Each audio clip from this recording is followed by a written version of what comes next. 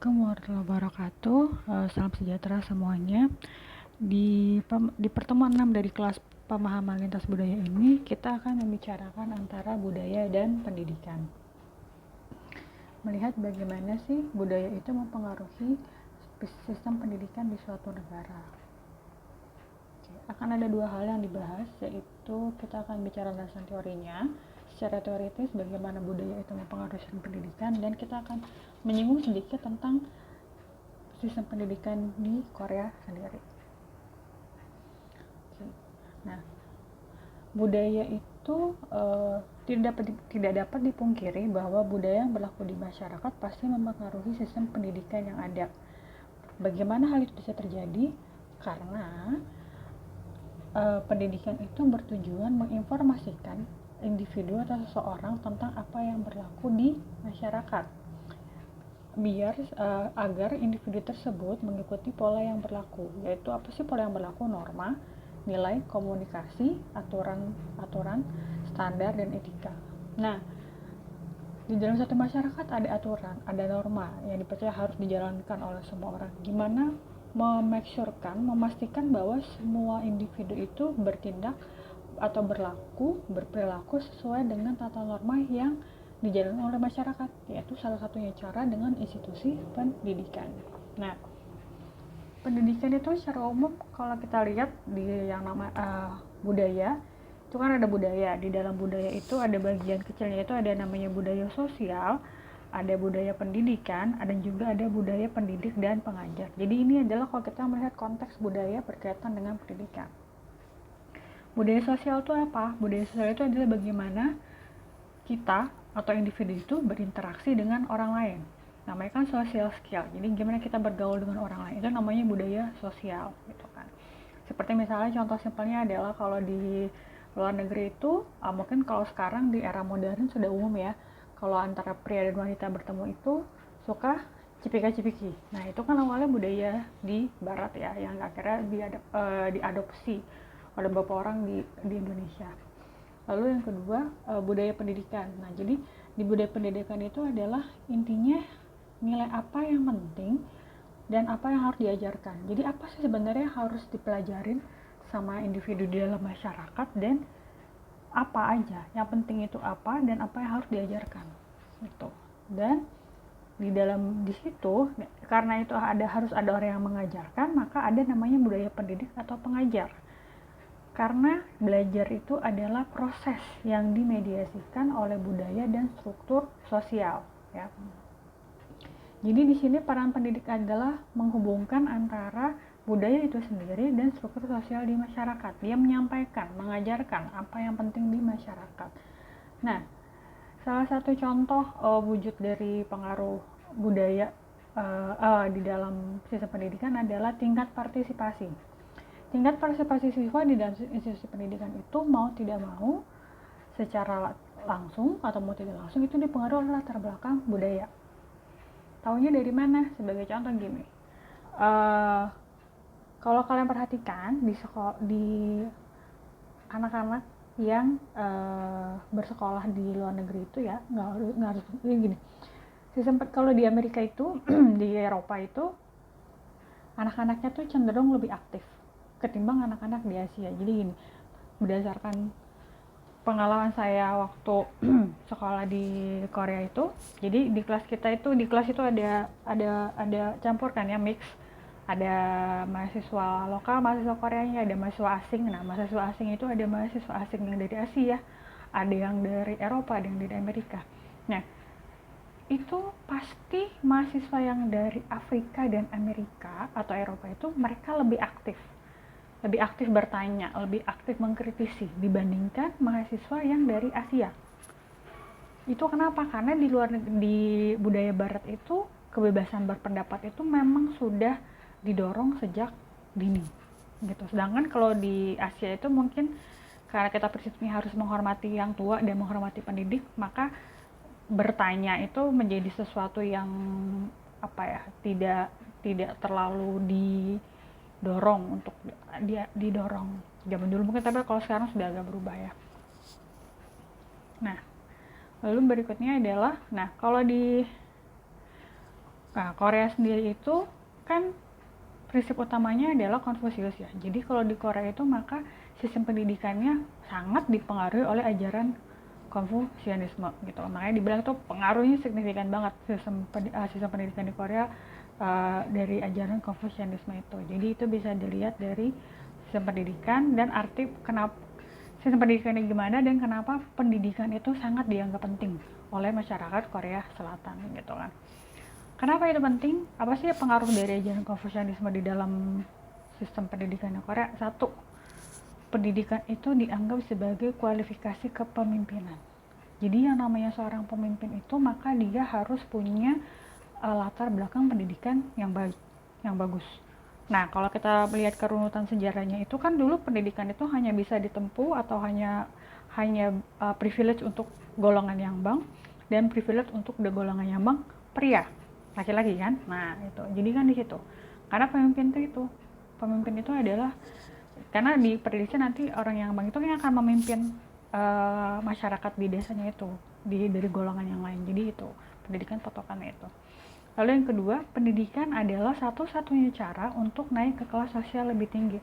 Again, ini dari runutan sejarah di era Joseon kan seperti itu. Kalau dulu, jadi kan kalau untuk menjadi pegawai pemerintah itu ada namanya ujian nasional. Nah, di ujian nasional itu jadi yang diujikan itu ada banyak bidang ya. Jadi nggak cuma satu gitu kan. Jadi ada yang Konfusianisme, ada mungkin seninya, sastranya, terus militernya itu pun. Nah, itu semua boleh ikut tanpa pandang kecuali setahu saya kecuali ada yang kalau untuk Konfusianisme sama sastra itu khusus untuk golongan yang bang, tapi kalau yang lain itu boleh dari golongan kelas yang lain tuh boleh ikut gitu kan. Jadi kan kalau lulus dia jadi angkat jadi pegawai negeri kan. Nah, itu kan meningkatkan jadi mereka kelas sosialnya naik, kehidupannya lebih bagus. Makanya orang Korea percaya bahwa pendidikan itu adalah satunya cara untuk memperbaiki kehidupan lah, istilah kata memperbaiki kehidupan di masa depan gitu. Karena itu penting, karena pendidikan itu kan penting buat mereka tuh istilah kata jumping ke kelas sosial lebih tinggi. Nah, itu makanya proses belajar itu haruslah kerja keras dan penuh dedikasi. Nah, itu inilah yang menginisiasi adanya ujian. Jadi ya adanya ujian nasional itu baru dikenalkan begitu masuk ajaran Konfusianisme di Korea Selatan. Itu jadi titik pentingnya. Orang sudah belajar sungguh-sungguh kan, dedikasi, taunya gimana berarti lulus atau tidak ujian. Kan suka lihat tuh kalau di drama Korea itu kan ada yang belajar pokoknya hari-harinya cuma diisi dengan belajar di kamar aja saking untuk biar lulus ujian. Nah, itu kayak gitu ya kan, karena harus kerja keras. Dan ajaran utama Konfusianisme itu sebenarnya dia menitik beratkannya pada pendidikan moral kalau dilihat ya, karena kan Konfusius itu kan ajaran way of life lah. Jadi ya udah yang ajaran utamanya dia menghormati yang tua, menghormati leluhur gitu kan, mengayomi yang muda, mengayomi keluarga itu.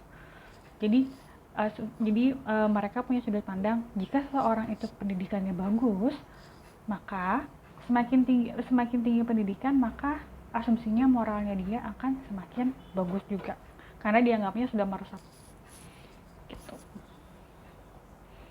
Nah, sistem pendidikan. Nah, kalau di Korea sendiri gimana gitu kan. Nah, di Korea itu seperti kita tahu bahwa Korea itu masuk di top 10 tingkat pendidikan yang terbaik di dunia gitu. Nanti ada kayaknya saya punya deh di belakang, I think. Oke. Ya, jadi di Korea itu tingkat literasinya itu sangat tinggi. Jadi literasi maksudnya 90% dari anak-anak dari orang Korea itu memiliki dasar pendidikan yang bagus. Yang pertama itu gitu. Karena memang kan pendidikan itu penting buat mereka. Terus yang kedua adalah mereka lumayan paling bagus misalnya secara matematiknya, terus bahasanya, fisikanya itu pasti selalu masuk kayak the best in the world, top 10 lah atau top 5 or top 20 masuk di situ. Nah, makanya kalau di Korea itu kan salah satu prinsip Konfusianisme itu apa? Menghormati guru kan. Guru itu orang yang penting. Makanya kalau di Korea itu status guru atau pengajar itu sangat dihormati. Makanya guru itu dimanapun diperlakukan dengan hormat. Ya. Terus, Nah, kalau yang poin kedua itu, jadi di sana itu orang itu harus bersikap rendah hati dan pandai bersosialisasi. Jadi orang yang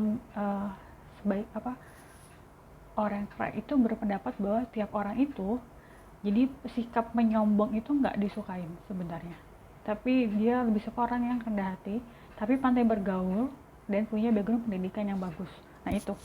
Jadi kalau kalian di sana pasti ditanya sekolahnya di mana, yang kayak gitu. Dan mereka tuh tidak suka dengan orang yang menyombong lah istilah kata seperti itu ya. Lalu, nah masa terberat menjadi anak di Korea itu adalah sebenarnya dari terus sih sebenarnya, tapi titik terberatnya itu mungkin dari SD sampai SMA. Karena apa? Mereka terus menerus akan bertemu dengan ujian, ya. Karena ujian dan persaingan itu menjadi hal yang biasa gitu kan. Karena mereka memang dipacu untuk menjadi yang terbaik gitu kan. Nah itu kan kalau kalian yang di film, yang di drama apa Sky Castle ya kan, itu harapannya itu lulus ujian dengan nilai terbaik. Jadi buat mereka akhirnya yang penting itu being the best gitu. Jadi yang harus terbaik secara angka, secara papernya seperti apa. Nah makanya kan karena itu kan tadi di poin kedua kan mereka lebih menyukai orang yang bersikap rendah hati ya, jadinya dan pandai bersosialisasi. Itu yang membuat tingkat partisipasi siswa di kelas itu juga rendah. Sama, jadi mahasiswa Korea dengan mahasiswa Indonesia itu sama. Kalau disuruh nanya ada pertanyaan apa enggak, biasanya mereka suka males jawab. Jadi excuse-nya, alasannya pasti karena mereka bersikap rendah hati. Jadi mereka menghindari perbedaan pendapat, terutama dengan pengajar. Ini beda ya, budayanya beda sama kalau di Barat, gitu kan, sama orang-orang Barat itu. Nah, lalu di sini ada poin pendidikan dan orang tua. Apa sih hubungannya pendidikan sama orang tua? Oh, kalau sebenarnya penting kan, karena gini. Kalau di Korea itu prinsipnya adalah sekolah anak itu adalah harga diri keluarga. Nah, jadi kayak anak sekolah, jadi mereka tuh selalu berharapan bahwa anak itu akan bersekolah di sekolah yang terbaik, paling bagus lah, istilah kata gitu. Nah, dan itu kalau di situ kan berarti penting perannya orang tua. Jadi orang tua itu akan melakukan apapun agar anak mendapat pendidikan yang terbaik. Sebenarnya sama sih di Indonesia juga seperti itu kan. Kenapa orang tua akan melakukan yang terbaik? Tadi itu kan 3 poin utama itu. 1, sekolah anak, ya kan, sekolah anak itu harga diri keluarga gitu. Terus pendidikan sama seperti sebelumnya, pendidikan adalah jalan untuk memperoleh kedudukan terhormat di masyarakat gitu kan. Lalu akhirnya anak orang tua itu menetapkan standar tinggi bagi pendidikan anak. Jadi gini modelnya, jika orang tua itu punya semakin bagus background pendidikan dan pekerjaan orang tua, maka tekanan terhadap anaknya juga akan makin tinggi. Ekspektasi untuk anaknya itu juga akan semakin tinggi. Seperti itu. Ya. Nah, lalu di sini, nah itu kan, maka semakin tinggi latar belakang pendidikan orang, dan itu namanya dibilang fenomenanya, itu ada nama fenomenanya di Korea itu adalah Gayol atau Kyoyokyol, education fever. Jadi kayak gitu. Itu yang akhirnya membuat anak-anak Korea itu memiliki tingkat stres yang lebih tinggi, karena itu tekanan orang tuanya makin tinggi, ekspektasinya tuh tinggi, yang gitu. Ya kita kalian lihatlah di beberapa drama, salah satu yang paling kenceng ngomongin ini kan nonton Sky Castle ya gitu kan. Nah, oke. Nah, tapi bukan berarti bagusnya sistem pendidikan di Korea itu tiada masalah. Enggak, tetap akan ada masalah. Ini yang ada di sini poinnya cuma beberapa aja ya. Sebenarnya bukan ada yang di luar ini. Satu itu tadi kan karena mereka tuh sering banget ujian, jadinya tuh tekanan berlebihan sama ujian. Jadi kan hampir tiap minggu tuh mereka ada ujian dan ujian review gitu kan. Dan selalu berharapan di sekolah terbaik. Jadi kalau misalnya di Korea itu, kalau sekolah terbaiknya itu kalau di Seoul itu adalah 3 kan. Kalau Seoulde, terus Koreode, sama Yonseidae ya kan. Itu kalau di Seoul. Terus kalau sebenarnya kalau di tingkat levelnya universitas negeri itu berarti Seoulde sama yang di Daejeon. Nah, yang di Daejeon siapa? Nah, karena mereka fokusnya ujian, jadi tuh mereka merasa bahwa kan kalau di kelas itu terbatas ya, guru tuh ngajarinnya banyak dan ada jam ada batasannya kan, lama di sekolah. Berakhirnya tutoring sama cram school itu kayak apa ya, sekolah bimbingan itu, bimbel gitu, itu sangat marak di Korea. Sempat marak, sangat marak lah tutoring. Jadi mereka tuh hari-harinya anak Korea itu adalah habis sekolah, pulang sekolah, kalau nggak punya tutor, jadi kalau orang tuanya lumayan ada, mereka akan itu bayar tutor. Dan biasanya tutornya itu adalah anak-anak yang sekolah di sekolah yang bagus lah, Seoulde lah favoritnya, yang anak-anak Seoulde itu yang suka sering jadi tutor. Terus dari itu atau di cram school. Nah, di sini makanya ada namanya fenomena Cimabaram. Dimana jadi orang tua itu dia rela mengeluarkan uang lebih untuk kelas atau pendidikan tambahan. Bisa jadi karena gini, sekalinya tutoring itu mereka bisa menghabiskan per bulannya itu akan ada additional fee itu sekitar 1 juta 1 juta won per bulan, cuma untuk biaya tutor atau cram. Tutor itu akan tutor dan cram itu bisa jadi lebih murah cram, karena tutor kan tergantung tutornya lulusan apa, udah pengalaman. Semakin tutor lulusan universitas paling bagus, semakin dia punya pengalaman dan track record bagus, itu akan makin mahal rate-nya gitu. Terus udah gitu, nah akhirnya ini membuat kan akhirnya semua orang tua kan berusaha untuk memberikan yang terbaik kan sama anaknya, sekolah di tempat yang bagus, terus dikasih les atau dikasih dikasih les. Dan tapi kan tidak semua orang tua bisa punya income untuk memenuhi itu kan. Akhirnya ini membuat ketidakmeratan pada kesempatan belajar, ya kan, karena tingginya biaya sekolah. Jadi bukan cuma biaya bayar sekolah yang sekolah umumnya, tapi juga kan biaya additional tambahannya. Itu yang membuat akhirnya itu. Jadi kalau buat anak-anak yang berasal dari orang tua yang biasa aja, ya akhirnya agak sulit kan untuk bisa bersaing atau catch up lah dengan anak-anak yang orang kaya itu. Dan akhirnya terus di poin selanjutnya ada kapasitas kelas yang melebihi kuota. Nah ini jadi akhirnya kelasnya kebanyakan studennya, jadi itu pernah terlalu banyak studennya, akhirnya over capacity gitu kan. Nah itu juga jadi masalah.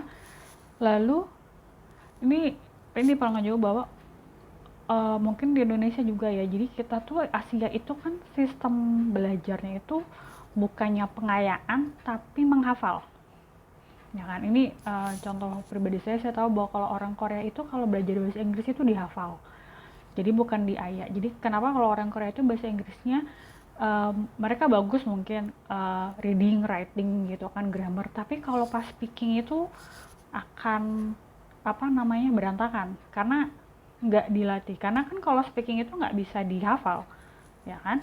Jadi kalau mereka mau speakingnya bagus, biasanya itu anak-anaknya dikirim buat setahun lah di ke luar negeri gitu kan, tergantung. Dan itu dikirimnya kemana tergantung tingkat kekayaan orang tua. Kalau yang orang tuanya kaya, maka dikirim ke Amerika atau ke Eropa setahun. Terus kalau orang tuanya nggak begitu kaya, paling dikirimnya ke Filipina gitu kan, gitu, untuk coba belajar bahasa Inggris. Nah akhirnya poin berikutnya adalah orang Korea itu menganggap bahwa pendidikan dalam negeri itu nggak bagus gitu. Jadi maksudnya nggak bagus, adalah masih kurang oke menurut sudut pandangnya orang Korea. Jadi makanya sejak tahun 2000 itu jumlah orang tua Korea yang mengirim anaknya untuk belajar ke luar negeri itu meningkat, karena mereka menganggap bahwa pendidikan dalam negeri Korea itu tidak bisa memenuhi standar internasional. Karena kan mereka harapannya lulus sekolah terus diterima di perusahaan bagus, multinational company gitu kan. Berarti kan udah masih standar modern kan, standar internasional. Dan mereka ngerasa kalau lokal itu universitas lokal itu belum oke lah. Nah itu jadi sebagian tuh akhirnya banyak, makanya kalau orang Korea tuh banyak kok mereka tuh favoritnya pasti dikirim ke Amerika, karena hubungan Korea Amerika kan bagus. Jadi kalau orang Korea itu kalau ke Amerika kan nggak perlu bikin visa, bisa langsung aja. Jadi yang paling bikin gampang. Nah merespon hal yang tadi, yang permasalahan di slide sebelumnya itu, akhirnya si pemerintah Korea itu buat itulah perubahan. Jadi mereka merevisi, jadi ada aturan berapa jumlah maksimal jam belajar di luar jam sekolah. Jadi ini kenapa? Karena kan akhirnya kebanyakan anak-anak itu kayak berangkat pagi pulangnya malam kan mereka kebanyakan belajar kan, itu kan juga nggak efektif. Nah karena si pemerintah ngebatasin. Terus dari gitu mereka juga mengurangi jumlah siswa per kelas. Nah ini akhirnya jadi jumlah siswa per kelas dikurangin, intinya biar apa? Biar efektif.